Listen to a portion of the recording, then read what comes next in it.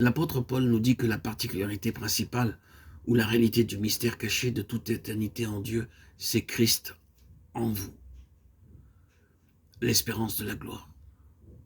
Colossiens 1, 26, 27. La présence physique personnelle de Christ dans le monde était en premier lieu de manifester la nature, la méthode, les moyens, les lois, le dessein et la puissance de sa présence permanente au-delà des jours de sa chair. Et, en second lieu, de rendre cela possible et concret par l'œuvre de la croix.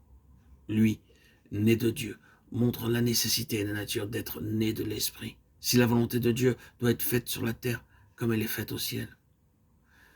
Puis, juste au commencement de son ministère, il a placé la croix, représentée par le baptême. Dès lors, tout ce qu'il a dit et fait était dans la lumière et la puissance de la croix. L'enseignement de Christ ne pourra jamais être effectif, et les œuvres de Christ ne pourront jamais se poursuivre, à moins que la croix ne soit la base. Essayez de répandre l'enseignement de Jésus ou de travailler à l'œuvre de Jésus sans avoir comme fondement tout ce qu'il a signifié par la croix. C'est travailler en vain et sans l'approbation du Père. Il sera nécessaire de revenir à ce sujet ultérieurement.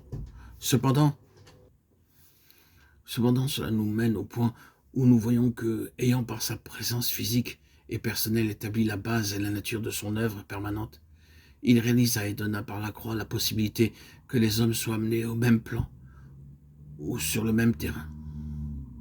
Ainsi, il changea la présence individuelle et séparée par la présence corporative et universelle. De cette façon, l'Église, qui est son corps, prit forme comme l'instrument permanent de son incarnation dans le monde. Cette Église, formée de ceux qui, unis au Seigneur, sont avec lui un seul esprit, 1 Corinthiens 6, 17, est la seule sorte d'Église qu'il reconnaît. Le mot ou terme corps n'est pas une simple métaphore. Les membres de son corps sont par rapport à Christ ce que notre corps physique est pour nous-mêmes. Le moyen par lequel nous nous manifestons, exprimons et agissons. Cette vérité est très exigeante.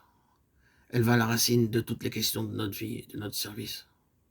Travailler pour le Seigneur, prier pour le Seigneur, se trouveront dépendre d'une loi plus profonde qui gouverne leur efficacité. Nous ne pouvons pas nous adonner à l'œuvre pour Christ avec nos plans, nos programmes, nos conceptions, ou organiser, entreprendre une œuvre chrétienne et ensuite demander expressément le sceau et la bénédiction de Dieu. Nous ne pouvons pas prier, bien que nous le fassions avec ferveur, au point de verser des larmes et obtenir de cette façon la réponse de Dieu. Ne pas s'en rendre compte amène grand nombre de personnes à désespérer, parce qu'elles ne voient pas de sceau apposé sur leur ardent labeur, ni de réponse à leurs prières.